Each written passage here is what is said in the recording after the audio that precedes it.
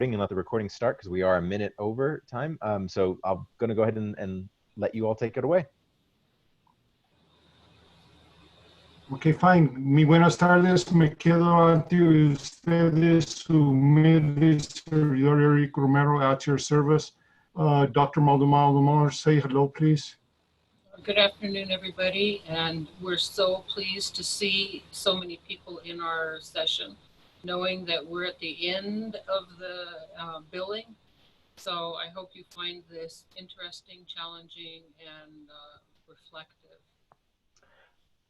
Doctors, really quickly, I meant to ask before you started, I'm so sorry. Do you want to hold questions to the end or to a designated spot, or do you want me to kind of jump in and highlight questions in the chat as we go through? We are open to chats, because we actually have a couple of activities that are related to the chat. Great. So if questions come up, then now is appropriate. Okay, great. Thank you. And please do, because we're framing this is a workshop activity and not limited to just our presentation. And in the manner of how we put this together, it builds upon and certainly further some of the discussions that we'd already have. So I'm hoping everybody's still excited, you know, again, as Dr. Maldonado says, at the end of a professional development week, I feel a synergy. I see an excitement, and I want to be part of it. So let's have that exchange going on as well.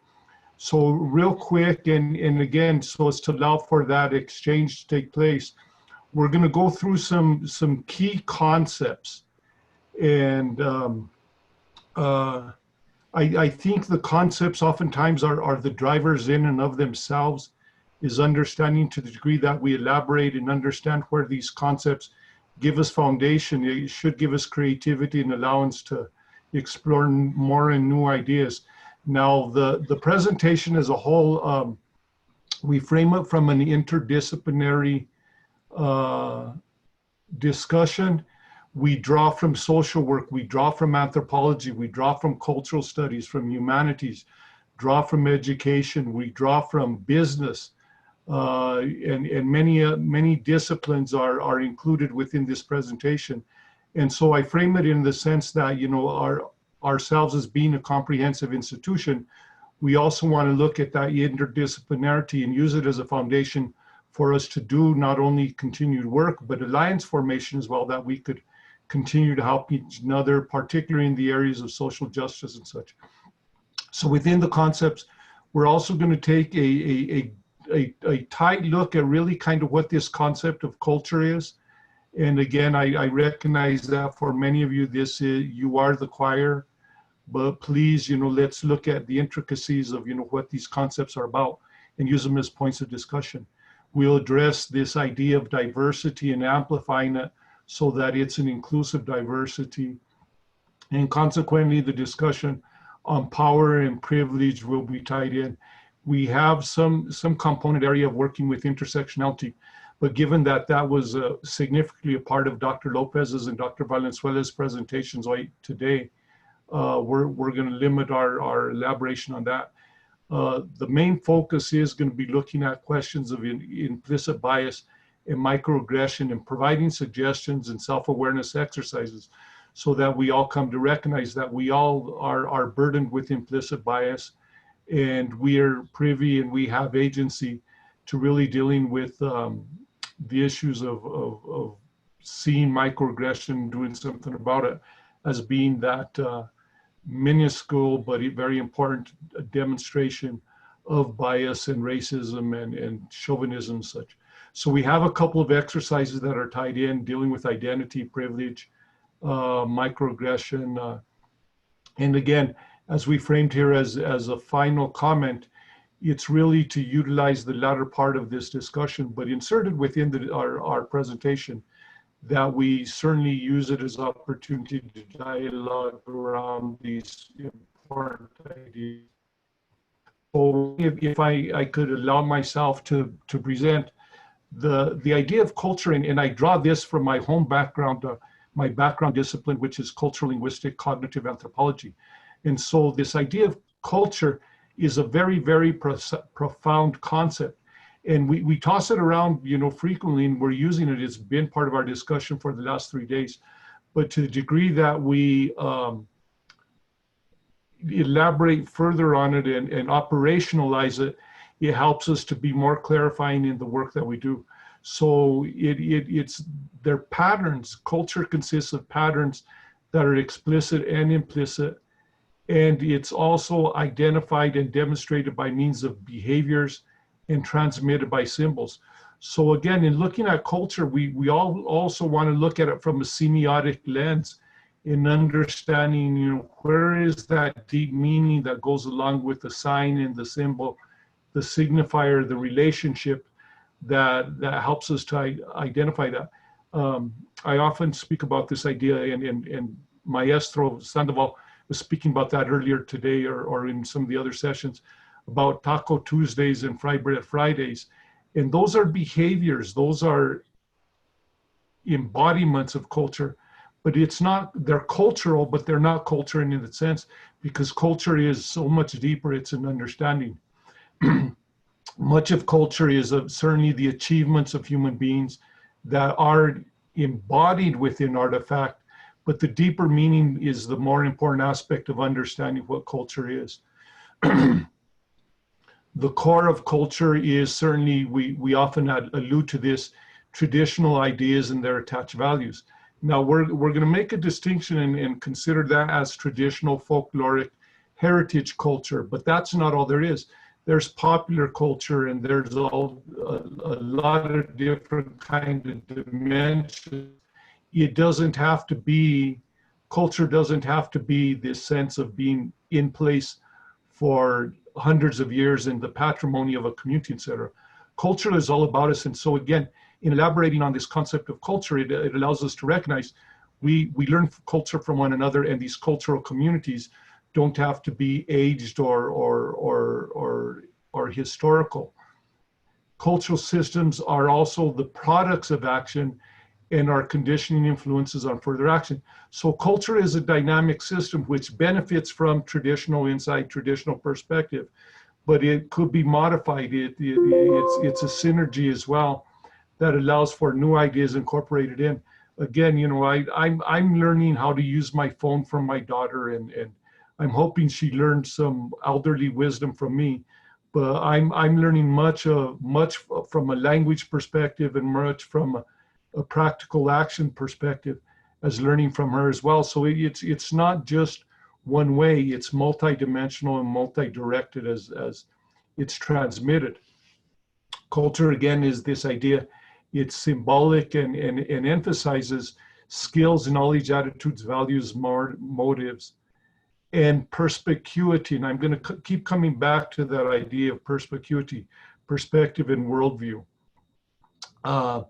These symbols are learned and deliberately perpetrated in communities and through society, through its institutions. So right here, we're adding another layer and saying, it's not just a social interaction and a social construction, but the social institutions that we are in articulation with as navigators, as manipulators.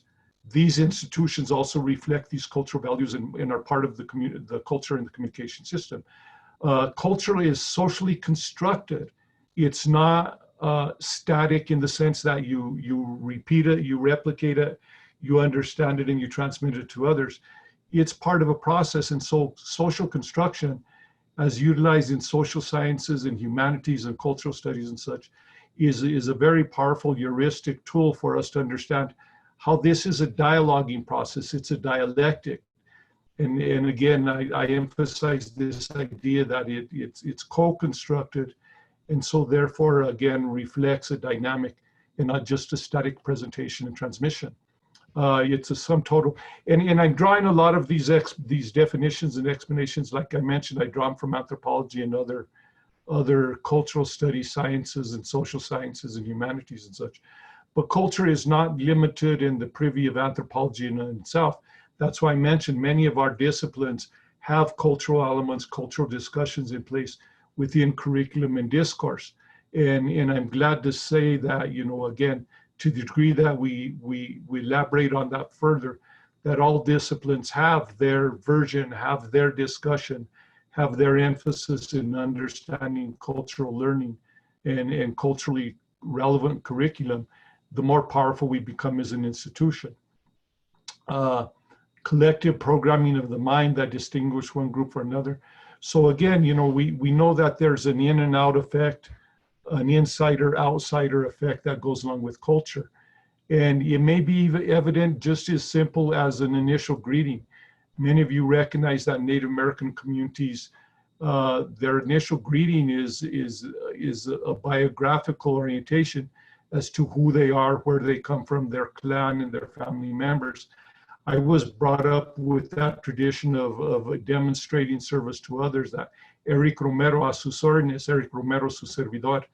That was very much a greeting that demonstrates a cultural value. So again, it's in a lot of different kind of areas, but again, reflective. Now, I want to emphasize this idea of worldview, perspective, and lenses, and more so as we work and develop further in this understanding of diversities. In fact, I use it often as a metaphor. I'm going to use it if you could see me right now. Culture is this set of lenses that we use to make sense of the world around us.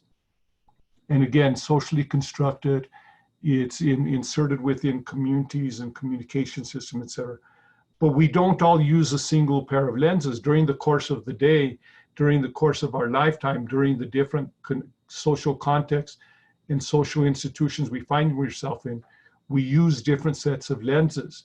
And it helps us to navigate, negotiate, and insert ourselves within those semiotic communication systems as well. So it's very important that we understand it as perspective, and therefore it becomes a cognitive system. Culture is a cognition, a way of understanding, a way of perceiving, a way of internalizing and interpreting information. And so for us as higher education, as educators and service providers, we want to make sure that we bring that in. And throughout the course of the last 3 days, we've significantly had that as part of our presentation and our discussion, is saying we need to recognize indigenous knowledge. We need to understand the schema and the frames of reference that our people are coming from. I was privileged that part of my PhD training at the University of Arizona, I got to participate with the Funds of Knowledge project, which is a K-12 project that's been in place for 30 years now. And again, it's reframing this idea that education is to teach students. It's to facilitate, it's to work with them and to facilitate knowledge generation and knowledge formation. But at the same time, it's also to facilitate their communication of the knowledge bases and the funds of knowledge that they come from and such. So again, you know, we,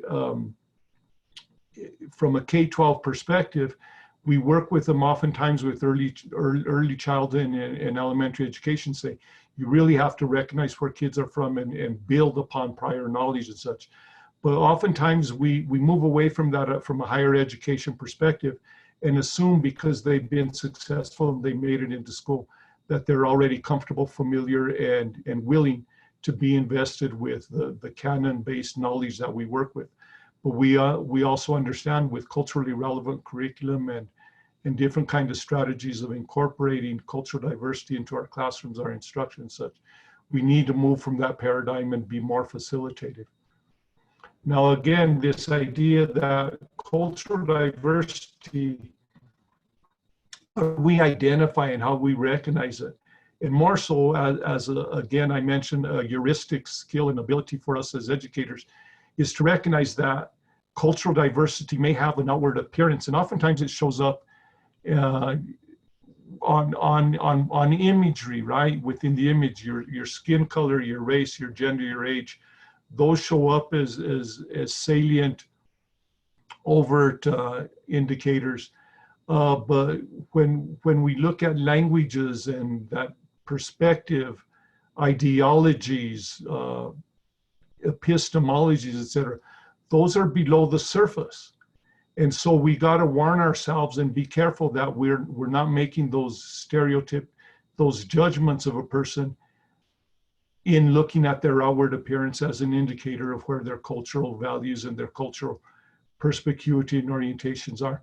So this is a real nice little graph that kind of helps us to recognize the many aspects of cultural formation, but also to warn us against the idea that, you know, they're not immediately visible and such. Now, when we speak about the idea of diversities, we really want to go beyond race, class, ethnicity, gender. And so if you don't mind, let's look at this a little bit. And again, if there's comment on what I mentioned on the cultural concept, please feel comfortable either chatting or raising hands. Again, Dr. Villarreal is designated to moderate, but he could facilitate for this to be a dialogue instead. So again, you know, we often think of race, class, gender, and ethnicity as our main categories, are almost normalized categories of understanding diversity and cultural diversity awareness.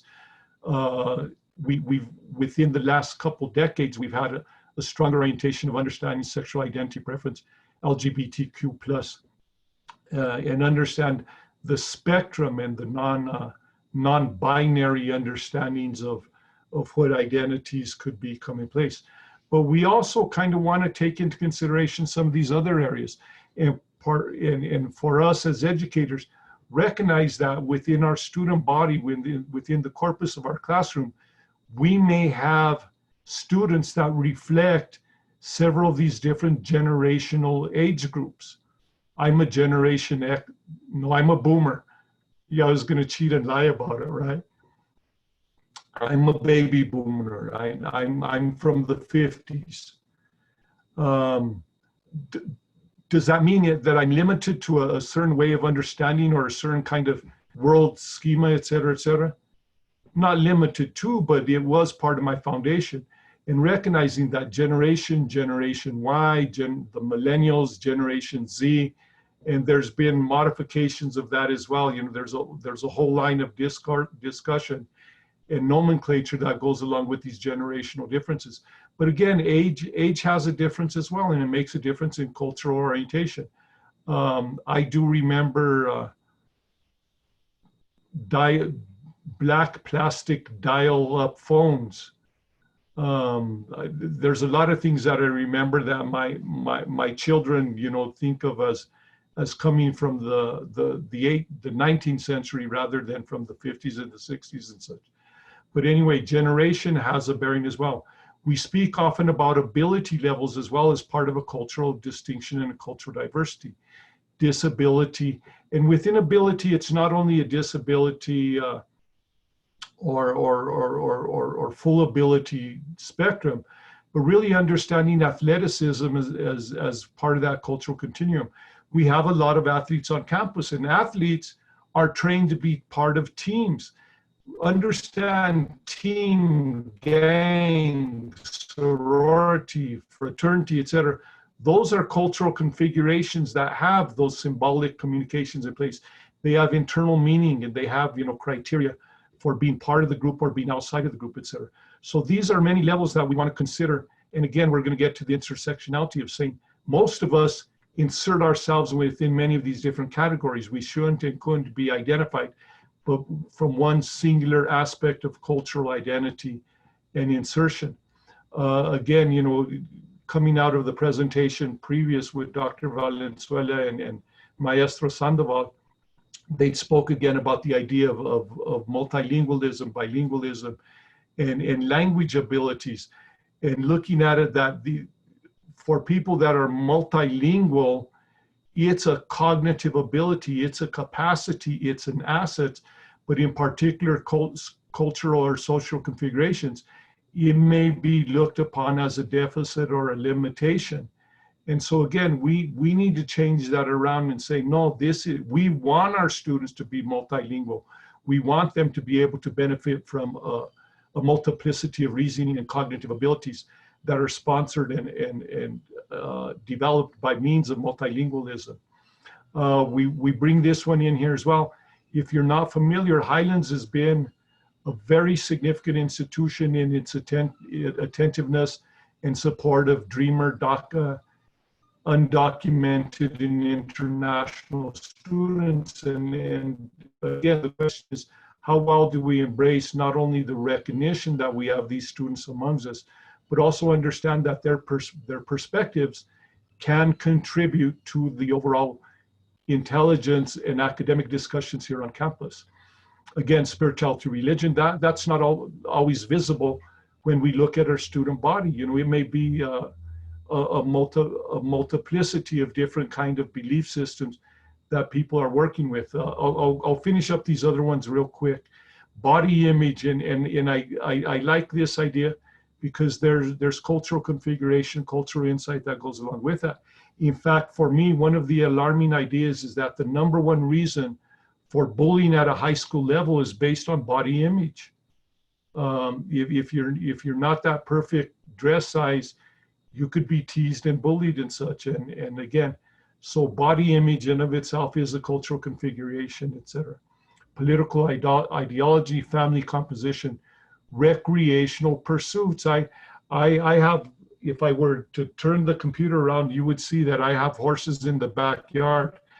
And so again, when in about 3 hours from now, I'm going to step out of my professor lens and my academic lens of understand the world, and I'm going to go recreate on my horses and be a whole different cultural person, etc.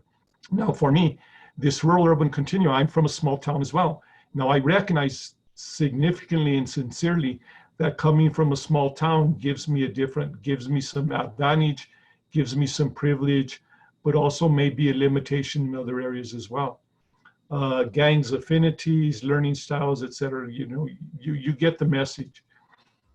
Now, if you're not familiar, this is work done by Marilyn Loden, who's done a lot of work in social work and social sciences and such, but has been adopted significantly, particularly in the business world, is helping business to understand where this importance and where these categorizations of understanding diversities and multiculturalism is at.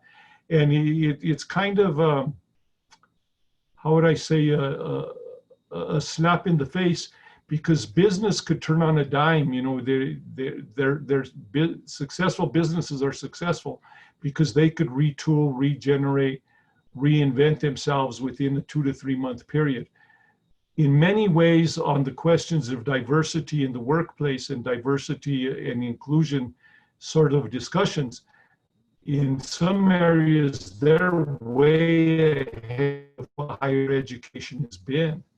And again, so we could benefit from those interdisciplinary orientations of understanding where business is at. So this one is the diversity wheel, and it speaks about levels of influence. So certainly personality, character, selfhood, and personal identity are at the center, but there's levels that have a direct bearing on it: age, race, gender, sexual orientation, physical ability, ethnicity. And at a secondary level, there's these other dimensions: geography, income, personal habits, recreation, religion, etc. So it starts working with this idea of understanding multiculturalism, and often with my students, again, I use this metaphor that culture is a set of lenses, and we exchange our lenses during the course of the day, the week, the year, our lifetimes, etc. Part of those lenses may be reflective of these different kind of communities and social configurations that we're working in. So it comes back to this idea again that it's socially constructed and heavily contextualized.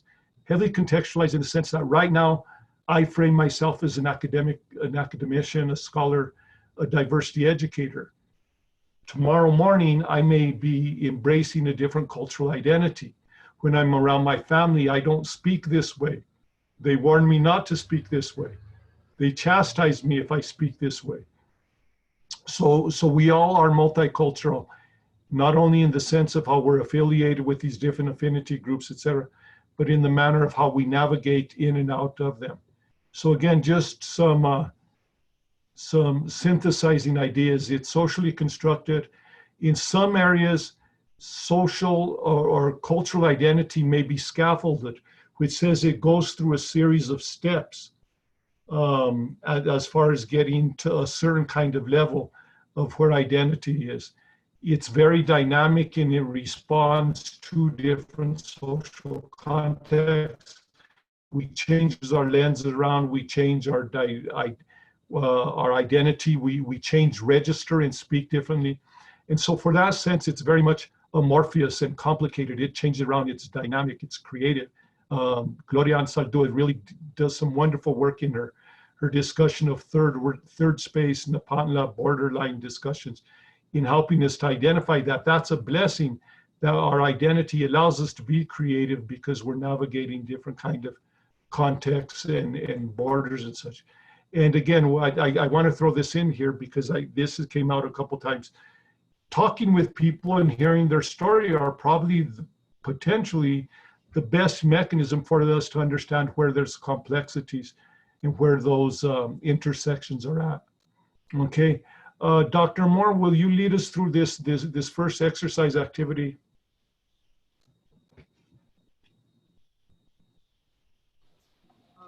Just so that we could engage with you more and that you will be able to participate in the remainder of this conversation, we want to be able to have you speak with each other. Now, Ben is going to try to set up dyads so that two individuals will be in one room, and you're going to go through this process of sharing information with each other. We're going to provide a STEM, which is a prompt, and you're going to respond to this. And the guidelines for the dyad is that every person gets a minimum of 2 minutes. That's it, 2 minutes to express themselves responding to the STEM. And then after that 2 minutes is up, the other person has an opportunity to respond. You may not ask questions when the other person is talking. This gives the other person the opportunity to speak without interruption and gives you the opportunity to listen to what people are saying without thinking forward or thinking about what you're going to cook for dinner tonight. It's about focusing totally on what is going on in the present moment. So, Ben, were you able to organize chat rooms for at least So 20 groups? unfortunately, it looks like on my end, I do not have those permissions. One of you might, or if our ITS staff person is able, but I've been communicating with Veronica as well, and it seems we're having some kind of bizarre Okay. glitch. But do one of you seem to have that option, the breakout rooms option at the bottom No, of your? I don't. I don't have it on my. Oh. Nor do I see it. Mhm. Okay, so this is an opportunity to be flexible. Anyone who is willing to share the response for this STEM, and the STEM is describe a personal experience in which you perceived you have been discriminated against because of your identity. And as Dr. Romero has already discussed, identity is more than just culture. It can include race, class, gender, religion, beliefs, philosophies, etc. So we're going to open it up to the audience.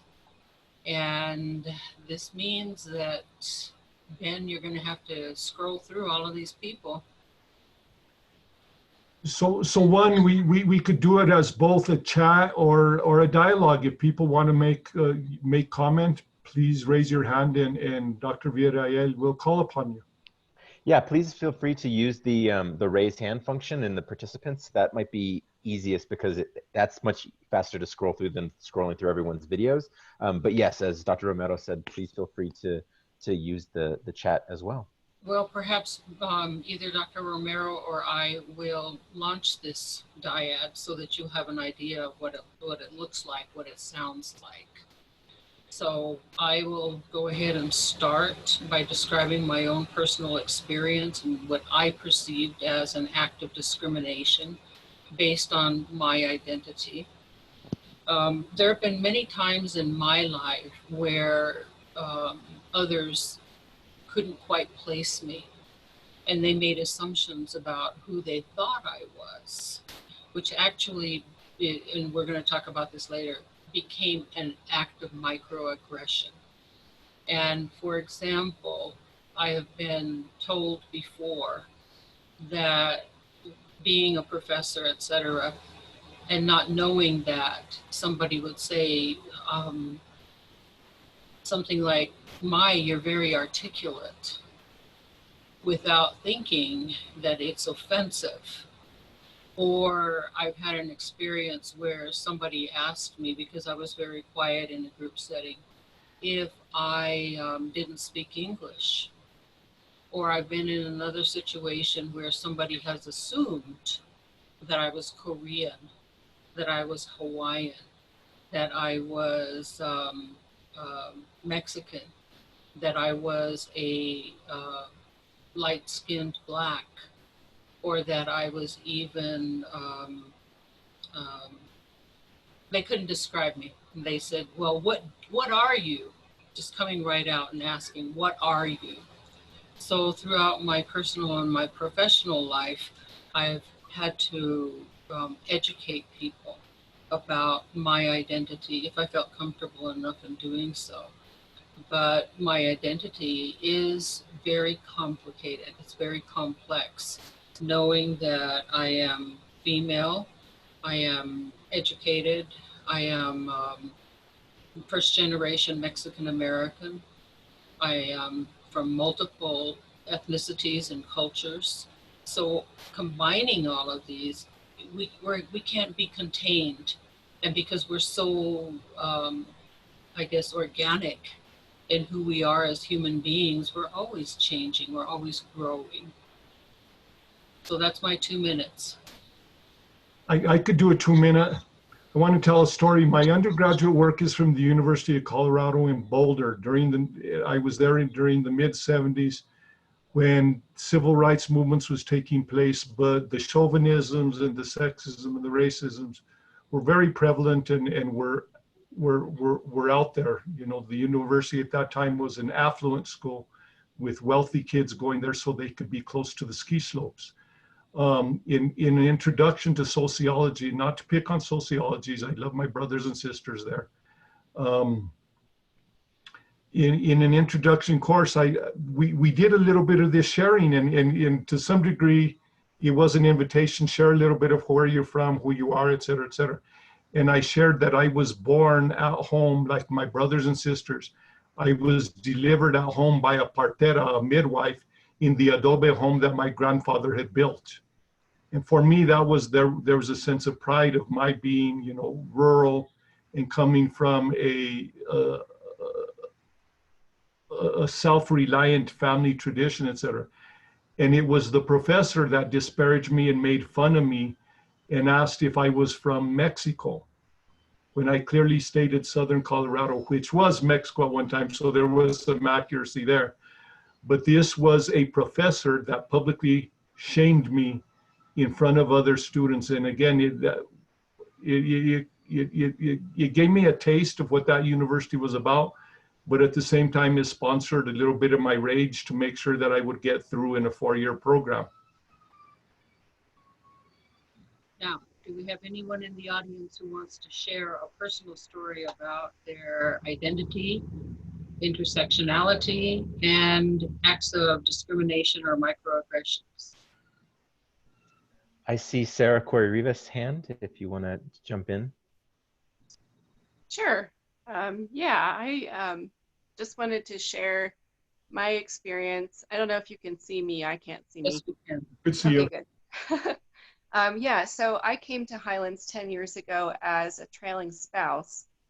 And my experience when I got here with my PhD from Ohio State University, there was a rumor spread about me that I didn't have a PhD and I shouldn't be teaching here. And it was very hurtful. And I proceeded to have comments directed towards me that were really about being a wife, including my last name, Corey Rivas, which is hyphenated with Jesus's last name. And people would assume that I'm not Hispanic, my husband is, but my mother is from Venezuela, and I am Hispanic. And so it's been a little tricky to be kind of marginalized in some ways, although I certainly am a person with a lot of privileges. So that's my comment. Thank you, Dr. Corey Rivas.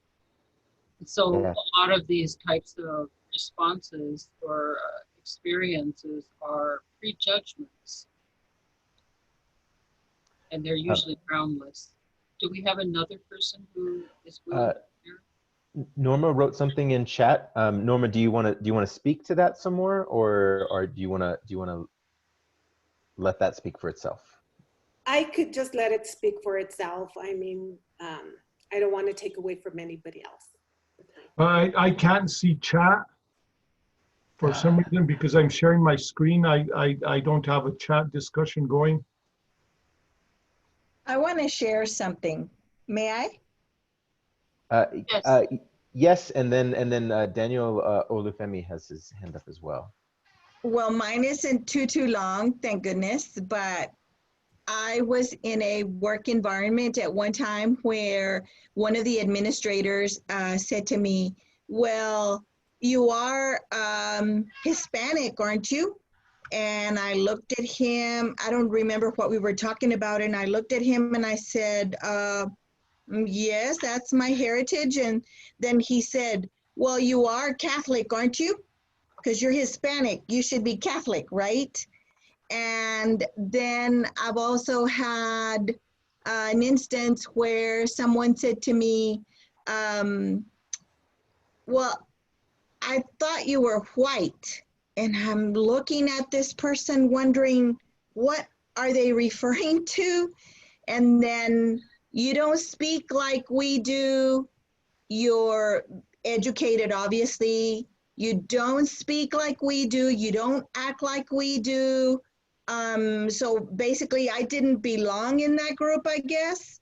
So I felt very uncomfortable simply because, okay, well, I may be from Mexican American heritage, Hispanic heritage, Spanish, and I'm educated, and I'm like, okay, I guess I don't belong in that group either. So where do I belong is what I got to thinking. I guess I'm all by myself. You know, I stand alone because I don't belong anywhere. Where do I belong? So that was kind of, anyway, I just have had that experience. So that was kind of strange to me. I don't let it bother me, but when things like this come up, I do like to share that sometimes people say things that are really, maybe they're not very thoughtful and mindful about what they're saying.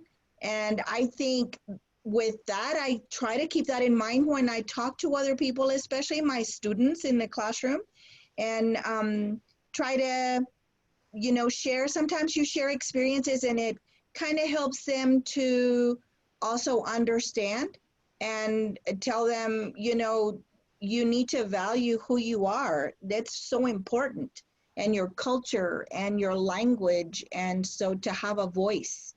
So guess I've been there in that respect. And that's a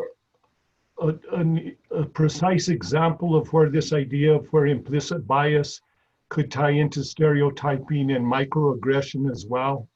That's why kind of the reason why we brought together these different themes, these different discussions within a single workshop is because their articulation and their relationship to one another.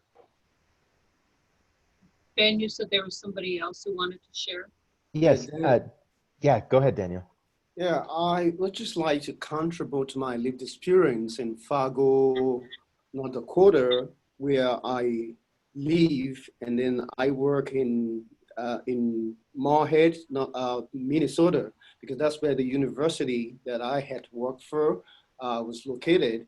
And in these two places, there are just very, very close, just about 5 minutes apart.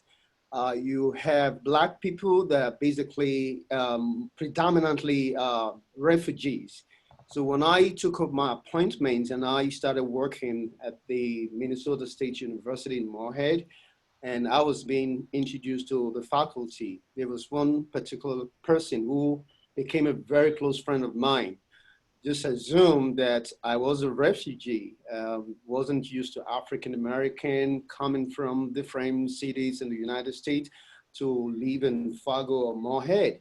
And so what really surprised me was the tone that, wow, I'm really surprised. In just about 7 years, we started having blacks around this place. And to imagine that you guys just came from places out beds like that, and you already have your PhD. I don't know how you did it. It took me long years, and it kept rolling and talking. And I was just having fun because of the fact that I had read a lot of book stories and I had encountered different experiences. And I can relate with some of the things my students had really spoken about around issues of microaggression, ignorance, and assumptions. And all I just did was I just started educating them about the fact that it's not every black person that you might see around, or maybe Hispanic person, or even the white person that you might think had reason for living in Fargo or Moorhead based on crisis and all sort of things like that. So I just wanted to mention that oftentimes it happens even at a very high level, higher education, that you think that people should know better. Just ask questions if you're not clear about things before really making conclusions. So that's what I wanted to say. Thank you, Daniel. As I was listening to some of these conversations, what has struck me, and I've been following this thread throughout my own academic career, is that faculty have one set of experiences to get where we are to be called faculty. And then we have students who have those, a set of experiences. Now, if a student eventually becomes a faculty member, you have a combined length of time of having experienced these types of acts of discrimination and microaggressions. But what I'm really, I guess, curious about, because this is the theme for this Professional Development Week, it's about critical conversations. How often do we really have an opportunity to talk about what it's like to be a person of color, to have a PhD, to be teaching at an HSI, and to feel like, do we belong or don't we belong? And these kinds of things are an opportunity for us to raise awareness. So in this particular session, we have a mix of individuals who are who identify with being white, multicultural, Asian, American Indian, whatever. But how often do we get this opportunity to be able to see we actually have shared experiences? What Dr. Haas was saying is very real to me. I've already experienced that. And even on this campus, we have these types of issues that people don't want to talk about in a public setting. But until we start talking about them, then we will really be able to say, I'm not alone. We're really all in similar circumstances. Rebecca and Eric, just a quick comment too. I think that it's very important for us to also share these experiences, because when you ask students or anybody, staff, faculty, well, have you ever been discriminated against? And they might be thinking, oh no, no, I've never been discriminated. I don't know what that looks like, or I don't understand why people say they've been discriminated. But once you start talking to them or talking with them and kind of pulling, oh, well, tell me a story, tell me this, talk to me about your schooling experiences. And then they start realizing, oh, wait a minute. Yeah, that does sound racist, or, that does sound like the teacher had a bias or the administrator had a bias. Because they would say, oh, well, don't speak Spanish here, or this is America, things like that. So I think it's very important what you said, Rebecca, to start that dialogue and do have those conversations at New Mexico Highlands and in our. Thank you, Doctora. Ben, was there anybody else out there? Nope, that was that's all that I see right now. Okay, Scrolling then again. Yep, that's all that let's I go see. ahead and continue with, we'll continue with our presentation. This one, if you're not familiar, is a commonly used graphic. And again, it's addressing this issue of intersectionality. Again, you know, the presentation this morning with Dr. Lopez and Dr. Valenzuela did such a significant job of addressing this issue of intersectionality. I just want to touch upon it a little bit and insert it within our thread of thought and how all of these things are linked together. Now, again, this speaks about axes, axis and points of domination, points of oppression, and points of privilege.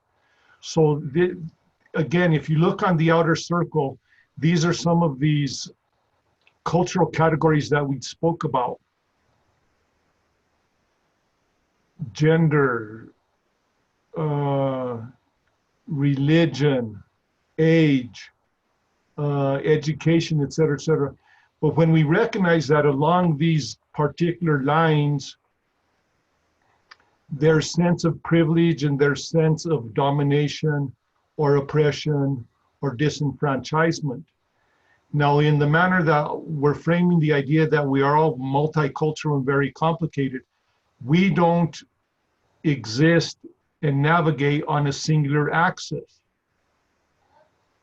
We work on many of these different kind of areas, and again, social economic status ties into my gender, my sexual orientation, my political thought system, etc.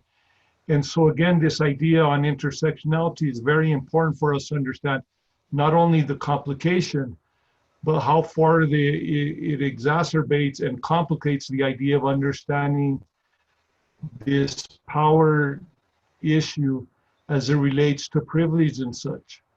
And so again, you know, yes? One other comment about this particular graphic is that all of these different dimensions are actually on a continuum. And you have to keep this in mind, and it's not a binary conversation. You are either oppressive or not. So if we have a conversation about oppression and domination, we also have to have a conversation about privilege because of that continuum that exists. And if you very closely look at some of these axes that are diagrammed, look for where you think you are located, like with genderism. Some people are very binary with that, but on the opposite and in towards the middle, you can start seeing that there is actually a balance in there. But individuals, if they're not balanced, they become extreme. And added to that, I'll bring in this contextualization and the social construction idea as well, in saying that depending on where you're at, as you sit on one of these axes, it may be swayed one way or the other just because of your immediate social configurations, etc. When I'm surrounded by equal Hispanic Manito people, there's not a problem with my bilingualism or my code switching. Whereas in a different situation, it's considered as a deficit way of thought. So not only do we navigate throughout these different axes and different configurations and traits and cultural identities, but it's very heavily contextualized and social constructed as well. Now, let me go ahead and elaborate just a little bit more on these ideas of privilege. Privilege exists when a group has something of value that is denied to others simply because of the groups they belong to, rather than because of anything they've done or failed to do. Access to privilege doesn't determine one's outcomes, but is definitely an asset to make it more likely that whatever talent, ability, aspiration a person has, privilege will result in something positive for them. And so again, this is Peggy McIntosh, who's done very significant work in understanding what are the foundations of privilege, in particular dealing with male privilege or white privilege or classism types of privileges as well. And so some of the takeaways are just understand that when we speak about privilege, it's an unearned access to resources. It's not out of merit, it's not out of a person's gumption and grit and perseverance. It's something that was handed to them because of the affinity group that they're born into or they get assigned to. Privilege is complex, it's socially constructed and very much contextualized as well. In one scenario, your privilege may wane and it may be a different kind of configuration. Again, looking at those axes that Dr. Maldonado was talking about. But oftentimes privilege is implicit and it's normalized. It's a normalized consideration of saying, this is the way it's supposed to be. And that's where those power-laden dimensions come into place and saying, who determined that this is where the balance should be? That this is the entity that should be privileged and have the power and such. So again, that's part of our critical understanding in critical race theory, critical ethnography, so many different kind of theoretical and epistemological discussions as far as understanding where that is, but helps us to understand how do we deconstruct, how do we understand where are the foundations of these criteria of making it the norm that privilege and power are based in some and not all. I want to throw this out there. It was mentioned a little bit, I think Dr. Lopez mentioned it, and I have it up there as a site for you to look at. If you're not familiar, the College Board within the last 5 years has been toying with the idea of an adversity score attached to the SAT exam information as it comes to colleges and universities. And supposedly by the year 2020, it was suggested that all United States colleges and universities would consider an adversity score as a consideration of the resiliency and the potential for students coming to their institutions. So please, at your convenience, take a look at that website or other websites. This is a commentary, this is an article from Higher Education, but it gives all the information as to understanding the history and the repercussion of having an adversity, an oppression score as articulated with college admission criteria. It's been a long time coming that this discussion has been in place.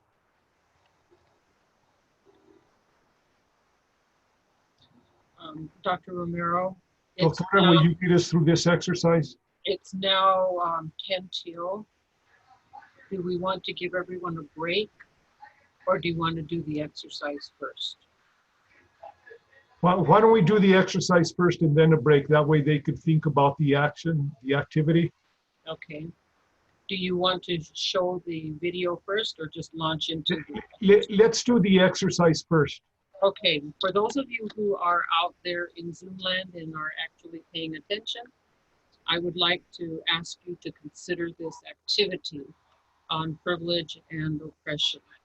This activity was actually designed to provide college students with an opportunity to understand the intricacies of privilege and to begin to explore the ways that we enjoy privileges based on being members of particular social identity groups in the United States. This exercise is an attempt to highlight the fact that everyone has some privilege and some people have more privilege than others. So what I want you to do is get a pen and paper, and because we can't do this physically, which is usually the way it's handled, you're going to use your own mechanism to indicate pluses or minuses, depending on the question that's asked. So you have your pen and paper. I'm going to ask a question, and you respond with a positive sign or a negative sign. And then at the end, we're going to add up those positives and negatives. In real life, you would be on a line that spanned the stage of an auditorium, and we would ask questions. And then we would be able to visually see where everyone is located. Following this exercise, think about what the questions were, and then when we come back from our break, you'll have an opportunity to share with us what you experienced from this activity. Question 1. If English is your first language, take a step forward. 2, if you have been divorced or impacted by divorce, take one step backward. 3, if you have visible or invisible disabilities, take one step backward. 4, if you were encouraged to attend college by your parents and family members, take one step forward. 5, if your family had health insurance, take one step forward. 6, if your work and school holidays coincide with religious holidays that you celebrate, take one step forward. 7, if you studied the culture or the history of your ancestors in elementary school, take one step forward. 8, if you have ever been bullied or made fun of based on something you cannot change, such as your gender, ethnicity, age, sexual orientation, then take one step backward. 9, if you were ever stopped or questioned by the police because they felt you were suspicious, take one step backward. 10, if you or your family ever inherited money or property, take one step forward. 11, if you are a citizen of the United States, take one step forward. 12, if you were ever uncomfortable about a joke or statement you overheard related to your race, ethnicity, gender, appearance, or sexual orientation, but felt unsafe to confront the situation, take one step backward. 13, if your ancestors were forced to come to the United States, not by choice, take one step backward. 14, if you took out loans for your education, take one step backward. 15, if there were more than 50 books in your house growing up, take one step forward. 16, if you have ever felt unsafe walking alone at night, take one step backward. 17, if you are a white male, take one step forward. So we'll take a 10-minute break, and then when we come back, we'll start talking about your responses.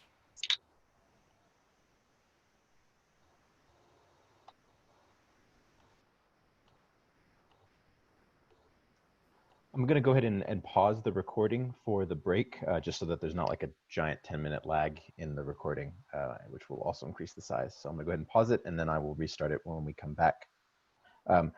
Sarah, that's a really, Sarah Barrivas expressed concerns about trying to figure out the breakout rooms because the session is recorded and breakout rooms aren't recorded, that folks may not want to share because it's being recorded. Sarah, that's a really great point.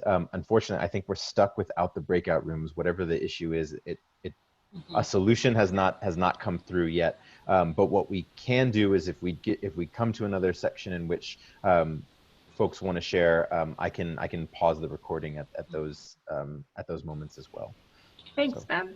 And that's a very good point, because generally when we talk about these types of information, there is a confidentiality clause in there. And because we are sharing some personal information, it's not for the general public. So even when we come back and start having that conversation, you don't need to record that. Sarah, as well, thank you for bringing that up, because I think it's very important that we understand safe space and collegiality with one another, that we could share this information without it having any repercussion or any bearing outside of this discussion.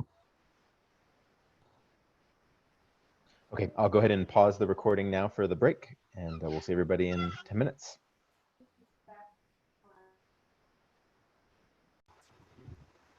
So again, intersectionality, real quick, a concept to describe the ways in which oppressive institutions such as racism, sexism, homophobia, ableism, xenophobia, classism, etc., are interconnected and cannot be examined separately.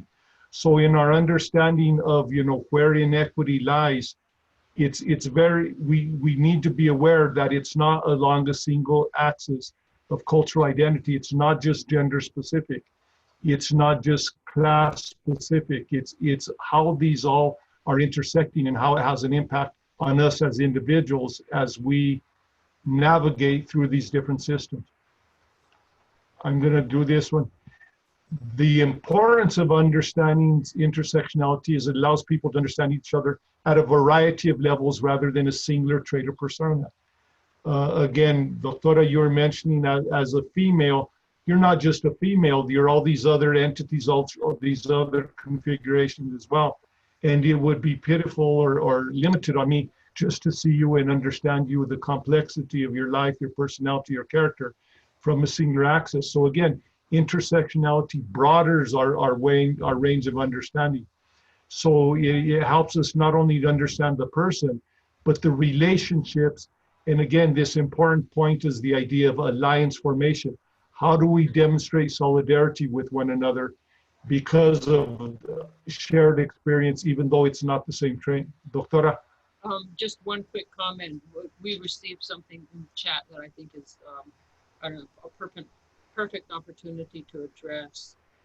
Carol said, I wish we could see the things that unite us through class rather than divide us, to work for the interest of the classes that are usually unprivileged.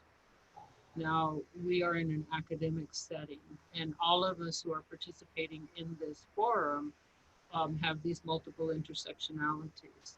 I think it's interesting that we're in the middle of a professional development week, and we're raising all of these issues. And Carol's point is really the purpose, the outcome of what we're hoping for with our professional development program.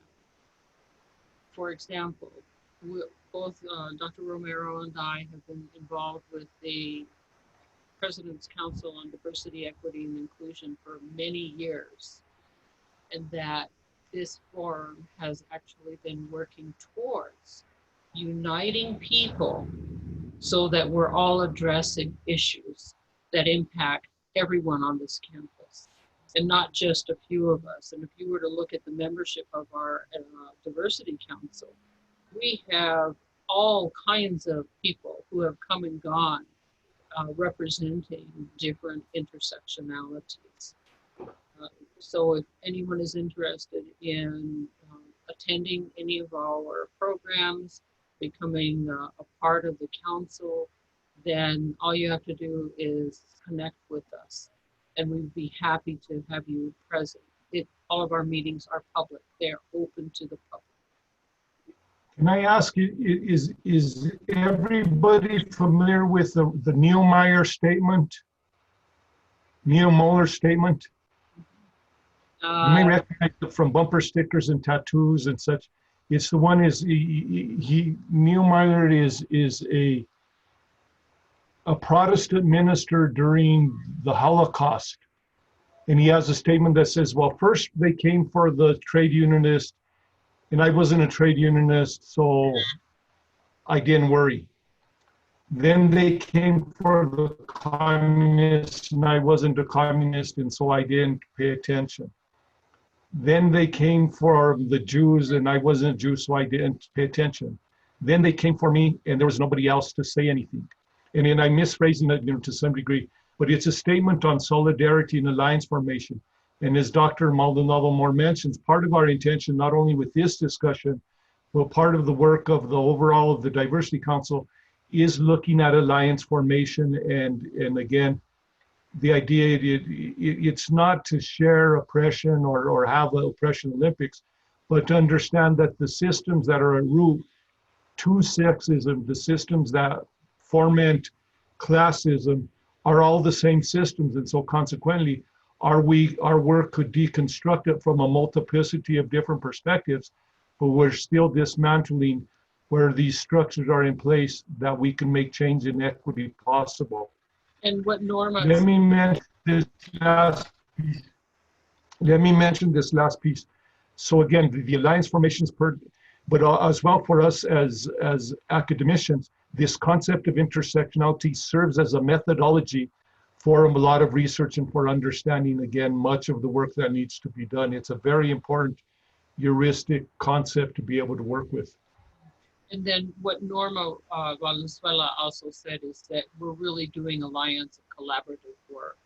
And earlier, Adrian Sandoval made the comment that we really are co-conspirators. We're wanting to shift the dialogue and really start addressing issues that matter to the masses, not just to a special interest group, but how is it really going to affect all of us here at Highlands University? And if there's a single vision, then all of us are involved, all of us are impacted by whatever might be going on. And in this case, we're talking about diversity, equity, and inclusion issues. Let me go ahead and advance into use that as a transition. So we want to speak a little bit about this idea of implicit bias, unconscious bias, and social cognition. These are all coterminous ideas that are dealing with the same phenomena, which is again an unconscious or implicit bias as it refers to beliefs or attitudes that are activated automatically and without an individual's awareness. These hidden biases are different from beliefs and attitudes that individuals are aware of, that they hold to choose and to conceal for the purpose of crime. So again, these are unconscious ideas that are very much part of all of us. It's all involuntary, and it's based on personal experiences, and we all have them. And to the degree that we become self-aware and embrace the idea that we all have prejudice and preconceived notions around people, the better we're able to work around it. Now, many of these ideas are heavily influenced by media representation and other social institutions. And this is a really interesting concept, which says many of these biases may run contrary to reason or stated belief, and say we may say one certain value, but deep in our understanding, or not understanding, but deep in our unconscious, you may have a contradictory notion or idea set up. And oftentimes these are triggered by rapid automatic mental associations. So they are often immediate responses to people and situations and communications and such. And they have consequences in many areas, because implicit bias is not just at the interactional, the microaggression level, but it has long-term bearings in decision-making in finance and banking and housing and health and employment and education relationships. Again, I had brought a whole list of indicators or evidence in all of these different areas, but for the remaining time, I want to make sure that we cover a couple of these key ideas and move on. Now, if you allow me, I want to do an exercise with everybody. Please, I beg of your confidence and your willingness.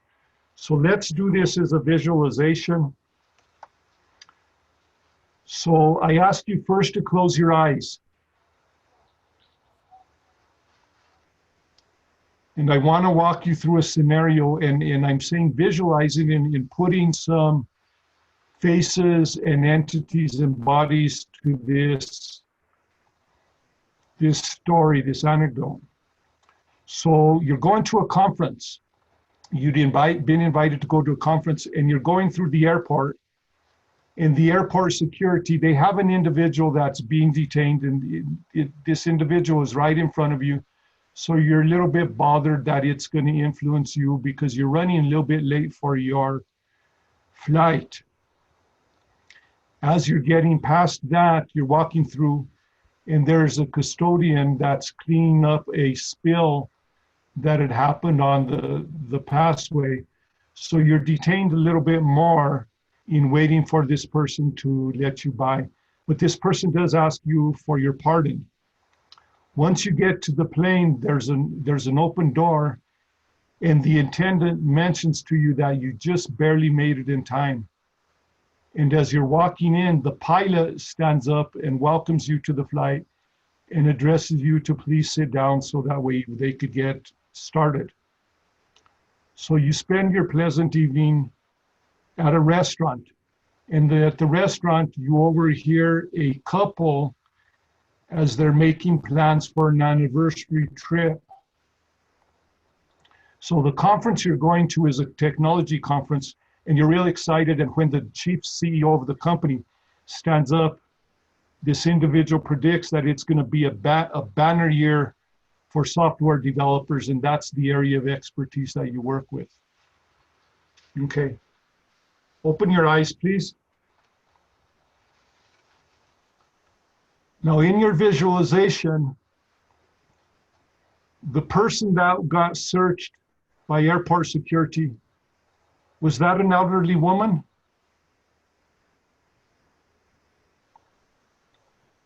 No. Was the custodian a member of an ethnic group? No. Was the flight attendant potentially a sextagenarian?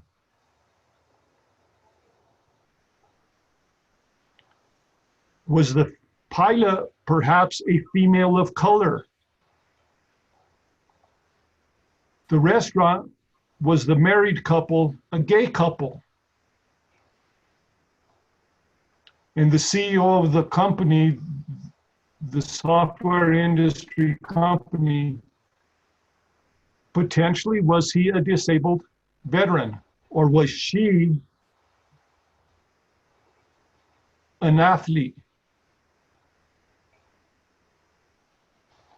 So again, the exercise is to think about, please give me some feedback. What was your first visualization? What was your pilot a white male? Yes. Yes. 95% of commercial airline pilots are white males.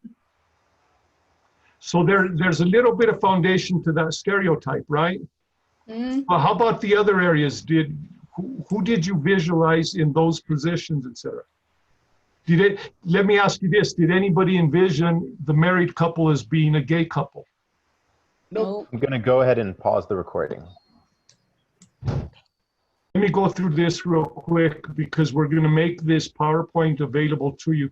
So these are strategies from working with this idea of anti-bias from two different levels. One, which is the mindset level, which is kind of telling you, slow down, actively imagine thoughts and feelings of others, put yourself in other people's positions, ask yourself to critically challenge your assumptions, such as what Katie did. You know, she mentioned that she was questioning while she was going through the process, so she was already asking herself. And again, this idea of cultural intelligence, I come out of anthropology and we employ this strategy of cultural relativity, which is I'm going to claim that I'm trained to automatically assume a cultural relationship or cultural meaning systems other than my own, and to not be judgmental about where that perspicuity might be and such. Again, identifying counter narratives and counter stereotypical not individuals, and of course to explore other diverse friendships and such.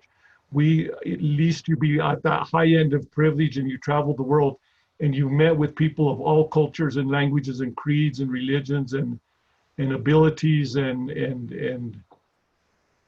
so many other areas that we spoke about. It's doubtful that you have this wonderful experience of the world around you that's all embracing and all comprehensive. So therefore, explore it further. Gloria Ansaldoa says, I change myself, I change the world. So again, these are some strategies at the mindset level, and these are some strategies that we could be involved in. Yet with systemic changes, it changes around with implicit bias and social cognition that shows up to be a limitation rather than a clarifying idea. So as we share this PowerPoint, you'll have more opportunity to read through that. One comment with back to what Dr. Valenzuela just made is that we could use that exercise in regards to universities. So if you go back one slide, we're talking about strategies for transformation. And these strategies actually are things that we have been trying to promote through the Diversity, Equity, and Inclusion Council, knowing that we are in positions to transform the world through our students. And it does begin with us individually. But we also need the leadership and the support of the university in order for some of these changes to actually occur. Thank you. And again, thanks for bringing that to my attention. Again, I can't read the chat because my screen share is up. So thank you for participating. Again, we were going to work with a dyad addressing a little bit. This was an exercise to follow up a little bit as far as recognizing our personal commitment to those strategies, both at the mindset level and at the structural in the institutional reform level. But we're going to bypass that. And I don't know, Doctora, I think I left you 5 minutes to work with microaggression activity. Thank you, Dr. Romero. We are not going to have time to go through the next 20 slides, but I think it's important that we watch this video on microaggressions, because this is really what we were leading up to when we started the conversation about implicit bias. So if you could go ahead and load that video. It's like a 2-minute video. And they need your help right now if they're going to. For people who still don't think that microaggressions are a problem, Oh, you're so well spoken. oh, just imagine instead of being a stupid comment, a microaggression is a mosquito bite. Ugh, it's a compliment. Mosquito bites and their itch are one of nature's most annoying features. But if you're only bitten every once in a while, No, where are you really from? Cleveland. sure, it's annoying, but it's not that big a deal. The problem is that some people get bitten by mosquitoes a lot more than other people. I mean, a lot more. Whether it's on a date, Oh, your English is so good. Excuse me? going grocery shopping, You know, everything happens for a reason. I'm just playing apples. commuting to work, So when are you gonna have a baby? watching TV, We have to keep the Redskins name. It's part of our culture and history. or just walking down the street with your partner. I couldn't even tell you were gay. Mosquitoes seem to pop up Do you everywhere. know John? He's shopping in my I live here too. And getting bit by mosquitoes every goddamn day, Touch your hair. multiple times a day, So pretty. Can I touch it? Oh my God. Can I? is fucking annoying. And makes you want to go ballistic on those mosquitoes. Which seems like a huge overreaction to people who only get bit every once in a while. It's just a mosquito bite. Who cares? Just another angry black one. Of course, beyond just being annoying, some mosquitoes carry truly threatening diseases that can mess up your life for years. Astrophysics? Maybe you should try this challenging major. Ow, my dreams. And other mosquitoes carry strains that can even kill you. It looked like he was up to trouble, okay? I felt threatened. So next time you think someone's overreacting, just remember, some people experience mosquito bites all the time. You're all so exotic. Wow. And by mosquito bites, we mean microaggressions. I don't know if everybody was able to really hear that, but the link is available in the slides and you'll have a better opportunity to understand where we're going with this. If you manage a team, you have to try Monday.com. Monday.com is a platform to track everything the team is working on. We use it for all. And what we're attempting to show you is that these microaggressions can be constant. And I think that it was Dr. Lopez this morning that made the presentation on about 46% of all American Indian people from her study of 6,000 said that they think about their culture and their identity every single day. And this really can add to the stress levels of how people experience their world. And this is also related to issues of adverse childhood experiences. And if they accumulate over time so that the stress levels, the manifestations through high blood pressure, heart disease, all of these other health-related issues are a result of these constant microaggressions. And so they are either intentional or unintentional. And one thing that I would really want to point out, and we have some examples where we also have some PDFs available, is that when we're talking about particular microaggressions, the most common one, the most common theme is color blindness, where individuals make statements to indicate that they don't see color. They don't acknowledge that there are these differences. When that's probably one of the most difficult things for people of color or with people with disabilities would take offense at. And it kind of goes with the feeling, the theme of America as a melting pot, which removes individual identity. It removes that idea that we have very unique cultural backgrounds that create who we are. And an example is looking at a person and saying, when I look at you, I don't see color, or there is only one race, and that's the human race. So again, it goes back to social constructions, but how we apply this information, how we use these words are really very hurtful. And people don't stop and think that these different things that we do, and we've been talking about it for the last couple of hours, that they are contributing to the acts of discrimination, the racism, actually even the hate crimes and the violence that our country has been experiencing. It's the accumulation of all of these little things that add up over time, and now we're dealing with the aftermath. So that's basically what I wanted to say. The slides are going to be available. And when you start going through this material, if there are questions about it, the Diversity Council is here as a resource. You can feel free to contact any member of the council to ask questions. We even make ourselves available to classrooms. If there is a topic that you think that would benefit your students. The council has actually been very successful this past year, couple of years, and that we now have a class on the books that says we're teaching multiculturalism and diversity for the benefit of all students, so that we are contributing to their success at this university. Okay, so now we've got 2 minutes, right, Ben? If there Yeah, are that's right. questions, post them. We'll be happy to help you out. And I want to say thank you for all of your time and your attention. I want to thank you both as well. Just before, in case there are no questions, people start filtering out. Thank you all for attending this session as well. It was so great to see so many of you in so many sessions over the whole day. I really, I don't know, I feel fired up. I'm ready to teach next week. I'm excited. So thank you all. And if there are questions, please, you can either raise your hand, you can put them in chat, or anything like that should be fine.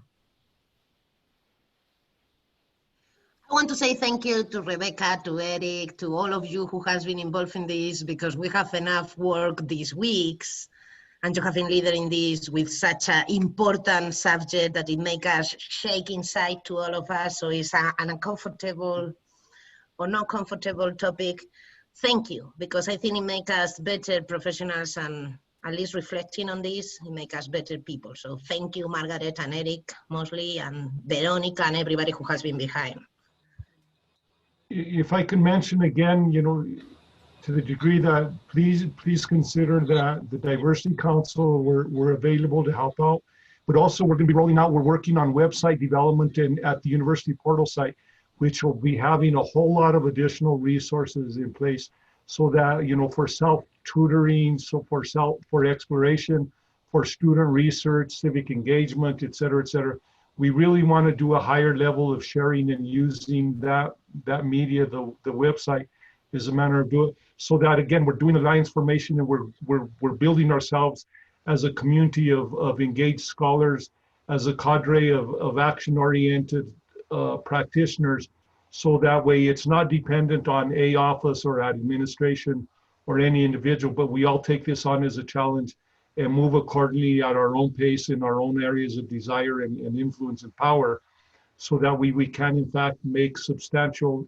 institutional reforms.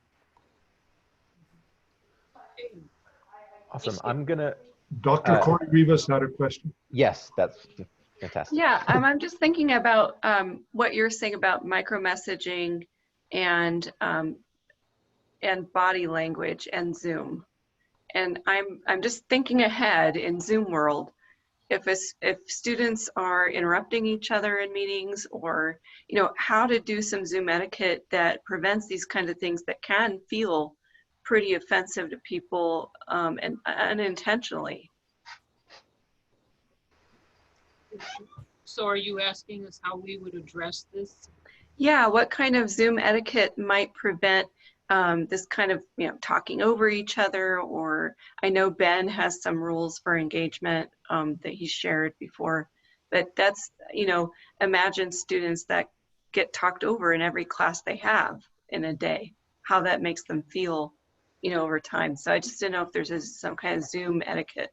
Yeah, there is actually, and I do know that many faculty members have their own, it's almost like codes beyond etiquette, and that CTE really needs to start looking at multiple codes so that there are multiple strategies for our new venue, basically, where we have to do it in a different way. In a classroom setting, it's easy enough. I go into my classroom with my syllabus. These are my codes for engaging. And now that we're on an online format, we have to be more explicit in sharing these codes and calling out those individuals who are not complying with the code. Do you know what, Doctora, I think that's a very important assertion or question, in the sense, because communication is so key. During the morning, Dr. Lopez was speaking about her 3 C's, which are color, culture, and corner. I get to work with the 3 C's, which are culture, community, and communication, as them all being articulated together. In particular, that communication, because it's so heavily embodied with cultural symbologies, etc. So in the sense that we really take a look and modeling it from the senses ourselves being the instructional leaders in the classroom, that we're aware of where communication is heavily culturally nuanced, and so as to be able to create those systems.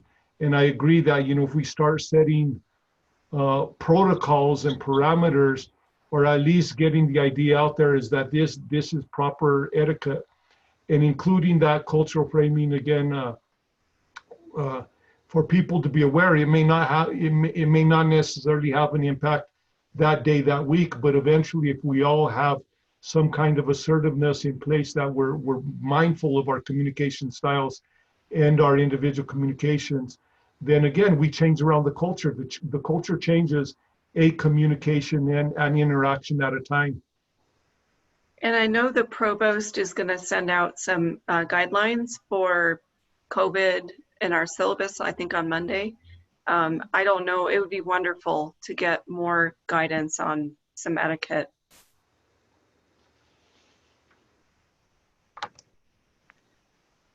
Thank you. Veronica. I just heard just briefly about guidelines for COVID. Brian Harrington, I think I'm botching his name. He gave me the whole sheet. It's in the digital program for the development days, so you have that reference as well. But I do know that the provost is sending out